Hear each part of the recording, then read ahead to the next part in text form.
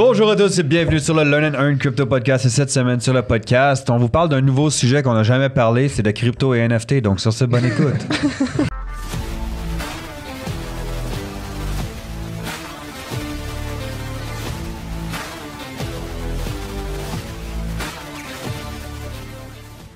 Comme vous savez déjà, je ne suis pas conseiller financier. On recommence.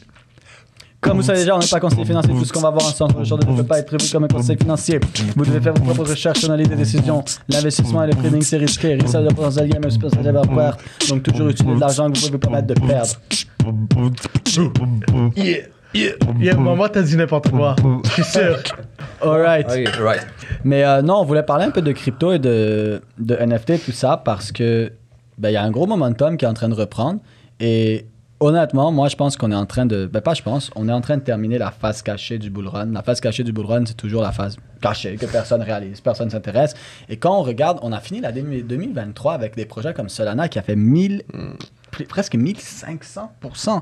Dis-moi, si 1500% en un an, c'est pas un bull run, je sais pas c'est quoi un bull run pour toi.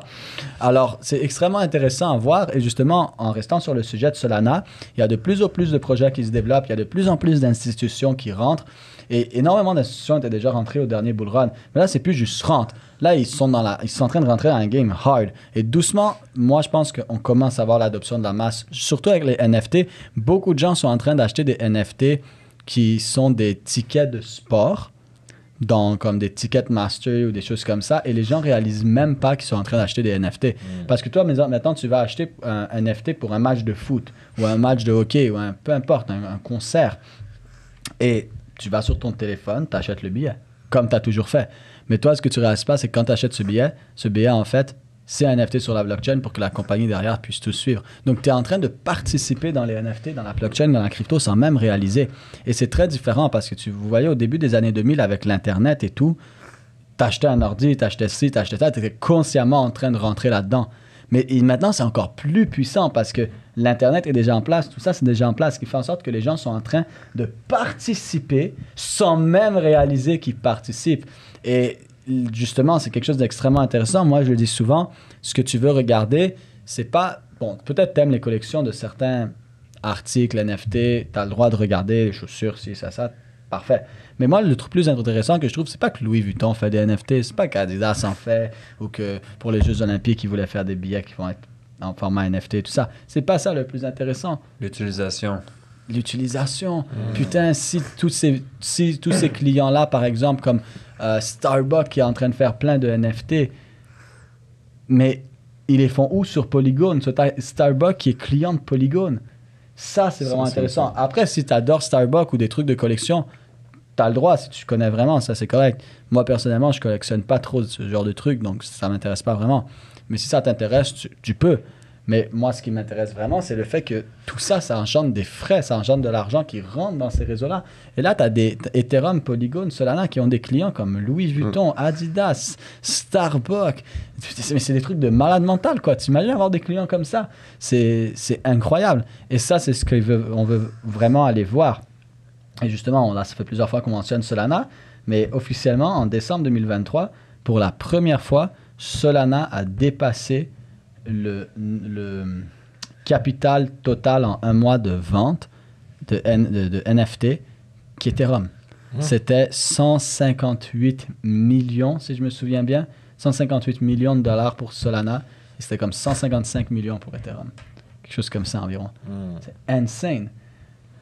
So, les NFT prennent de plus en plus de place. Il y a de gros projets qui sont en place présentement, qui ont déjà fait des 500, 1000, 1500%. Regardez des projets comme Chainlink. Chainlink aussi, là, c'est des centaines. C'est quoi, il y a 300-400% en un an. Polygon.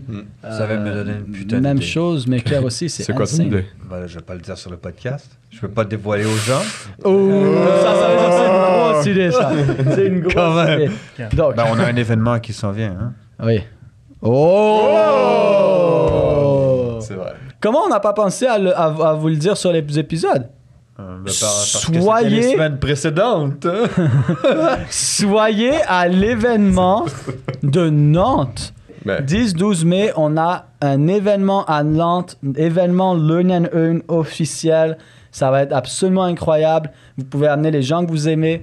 80% mindset, 20% trading et crypto. Et tu dis pourquoi juste 20%? Parce qu'on va complètement transformer ton mindset pour que tu puisses être la meilleure version de toi-même pour pouvoir l'appliquer sur le trading, sur la crypto, mais aussi dans tous les aspects de ta vie. Et c'est pour ça, viens accompagner, viens avec ta femme, frère, soeur, ami, parce que peu importe ce qui les intéresse, on va complètement transformer leur mindset, leur façon de faire pour qu'ils soient les meilleures versions d'eux-mêmes dans où ils ont envie de l'être, pas nécessairement juste crypto et investissement. Honnêtement, c'est un événement à ne pas manquer. Nantes, 10 au 12, l'enregistrement est le 9. C'est 3 jours complets, guys, de genre 8h du matin à 8h du soir.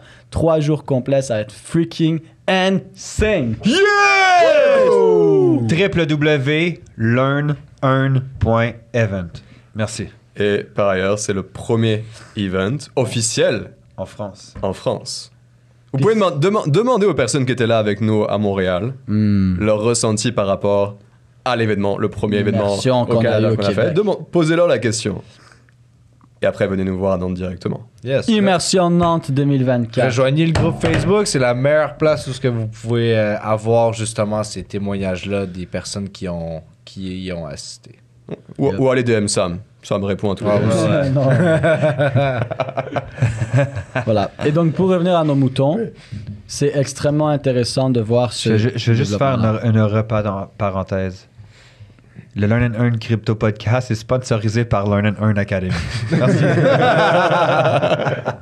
fait longtemps qu'on l'avait pas fait, celle-là. Mais non, c'est ça. Soyez à l'événement et on va peut-être faire des NFT, non? Mais pour vrai, c'est vraiment quelque chose à regarder, guys. Parce que je vous invite même à regarder peut-être les derniers billets que vous avez achetés pour des événements, pour des concerts, pour du sport. C'est fort possible que vous avez déjà participé à la blockchain ou crypto. Comment qu'on fait pour le savoir, Sam, dans ce cas-là? Bro, tu fais juste Google et ça, comme c'est même pas caché là. Tu peux littéralement regarder Ticketmaster, ils sont en train de faire des partenariats. Tu écris l'application et ce que tu as acheté, c'est là, genre, c'est même pas caché. Écrit NFT, puis voilà. Si presque tout est accessible sur la blockchain, ça veut pas dire que ton billet serait accessible à quelqu'un d'autre? Non, c'est transparent, pas accessible. Ça veut dire que tout le monde peut venir regarder et voir tel billet appartient à telle personne, acheté à tel moment. Tu peux le voir. C'est pas accessible. Je comprends. Ça fait toute la différence. Dans le fond, là, en plus, la blockchain, ça fait comme un gros drive. C'est comme un gros drive, mais oui. plus sécurisé. Exactement. C'est en fait quoi un drive? Bro, on utilise Drive à tous les jours. Bro, on l'utilise pas tous pour le coup, tu vois. Tu comprends mieux, tu vois. Faut croire qu'il y en a qui ne l'utilisent pas. Comme par hasard, tu peux voir ça comme un drive, une blockchain. Tu peux aussi voir ça comme les grosses pierres vikings. Je sais pas si vous avez déjà vu, vous pouvez aller sur Google. Avec les grosses têtes? Vous pouvez aller sur Google. Arrêtez-vous si vous êtes en train de conduire, bien sûr, et écrivez Viking Stone, pierre viking. En fait, les Vikings, ils prenaient des grosses pierres où ils écrivaient des histoires dessus. Ils dessinaient et tout pour avoir des histoires et passer des messages et tout ça. Mais ce qui est extrêmement intéressant de ces pierres-là, c'est que tu pouvais pas effacer quelque chose. C'est gravé dans la pierre. Donc, tu peux toujours en rajouter, mais tu peux jamais en supprimer. Mais ce que vous devez comprendre d'une blockchain, c'est comme une pierre viking digitale géante où tu peux toujours rajouter de l'information, mais tu peux pas supprimer l'information. Donc, voilà. Maintenant, avant, c'était la bloc roche. Maintenant, c'est la blockchain. Exactement, c'est ça. Exactement, comme ça. Mais tu peux barbouiller par-dessus. Je sais pas à qui montrer la caméra. Qu'est-ce que c'était comme ça? Regardez. Tu réponds quoi à ça? Allez regarder YouTube. Donc, C'est pourquoi ça, Sam? Ouais, les gars. Tu peux barbouiller dessus. Tu peux barbouiller. La blockchain, elle est anti-barbouillage. Oh, Ils ont même un petit système dedans. C'est anti. Comme la anti-brume sur tes autos, OK? Mais c'est ça, et ça rend la chose très intéressante. Parce que beaucoup de gens pensent blockchain, crypto. Mais ce qu'il faut réaliser, c'est que la crypto, c'est la crypto. Mais ce qui rend vraiment la crypto intéressante, c'est qu'elle utilise la technologie de la blockchain. Ça, c'est l'innovation. C'est la blockchain. C'est pas juste la crypto qui est l'innovation. C'est la blockchain, la vraie technologie derrière tout ça, c'est d'avoir été capable de créer une chaîne de données décentralisée où tout le message est ouvert, où tous les serveurs, tout le monde peut se parler entre eux et avoir le message est dans le même type que tu as dit. Et le même message. Et le même message. C'est pas comme un téléphone brisé où je te dis le chien a mordu le facteur et ça finit là-bas et ça finit par le facteur a mordu le chien. Et là, c'est pas ça qui arrive comme situation parce que tout le monde a le message en même temps. Maintenant, comment les gens ils peuvent faire de l'argent avec cette information? Ben, c'est simple. Comment tu fais de l'argent, c'est en investissant dans les nouvelles technologies. La réalité, c'est que... Moi, j'investis dans Samus Burn. Les nouvelles technologies ont toujours été là. Un jour, il y a quelqu'un qui a décidé, OK, je vais pas juste avoir un cheval, je vais créer une roue. Avec cette roue, je vais créer une carrosse en bois que le cheval va tirer. Ça, c'était l'évolution technologique. Il y a un moment où l'évolution technologique, ça a été la roue, tu vois. Mais nous, quand on regarde le passé et qu'on regarde ensuite le futur, on a l'impression que l'évolution, c'est toujours genre te faire téléporter ou des choses comme ça. Mais la personne qui a créé une roue, à la base, ça, c'était l'évolution technologique du moment. La personne qui a créé une catapulte, à la base, ça, c'était l'évolution technologique du moment. La personne qui a pensé même dans des châteaux à faire un grillage puis des portes coulissantes avec des chaînes en métal, ça, c'était l'évolution technologique du moment. Alors, la technologie a toujours été là. C'est juste que les gens, quand tu dis technologie, ils pensent à high-tech. Mais c'est pas high-tech, mais l'évolution technologique a toujours été là. Ils ont fait de la poudre à canon pour faire des feux d'artifice. Lorsque ça a été créé par les Chinois, la poudre à canon, pour faire, c'est pas de la poudre à canon, mais en tout cas, c'est la même poudre qui est utilisée pour faire des feux d'artifice. Ça, c'était l'évolution technologique de l'époque. Donc, l'évolution technologique a toujours été là. Donc, en tant qu'investisseur, si l'évolution technologique a toujours été là et que c'est ce qui mène le monde, évoluer et grandir, growth, la croissance. Mais tout ce que tu as à faire, c'est te dire c'est quoi la prochaine évolution technologique. Et la prochaine évolution technologique, ça peut être dans tous les domaines. La prochaine évolution technologique, c'est pas juste... La prochaine évolution technologique, ça doit pas être juste du high-tech. Mais maintenant, dans un monde où on est plus high-tech, c'est sûr qu'on va vers ça. Tu comprends? Mais si tout d'un coup, tu passes des missiles à des lasers comme dans Star Wars, mais ça, c'est l'évolution technologique. C'est sûr que maintenant... Non, c'est l'évolution technologique. Ça, c'est même pas du high-tech, c'est l'évolution technologique. Tu comprends? Donc, c'est de se poser les questions. Maintenant, ensuite que tu te poses ces questions, pose-toi, on est dans quel environnement? Mais on est dans un monde digital où, justement, on s'intéresse de plus en plus au high-tech. Donc là, maintenant, si tu trouves des nouvelles technologies qui viennent tourner autour de cette digitalisation et du high-tech, mais that's it, tu comprends? So, qu'est-ce que les gens doivent faire avec cette information? Comprendre que c'est le futur, puis que tu peux investir dans ça comme tu as investi dans l'Internet ou comme il y en a qui ont investi dans l'or ou comme il y en a qui ont investi dans toutes sortes de choses. Puis quelqu'un, on va dire, qui est nouveau, qu'est-ce qu'il pourrait faire exactement? Éduque-toi. OK. Yo, t'es sur les podcasts. Écoute les podcasts, rejoins l'académie, rejoins le groupe Facebook. Tout est devant toi. La seule raison que tu n'es pas capable de t'éduquer si tu es déjà en train d'écouter ce podcast, c'est que tu veux pas. On a tout, là.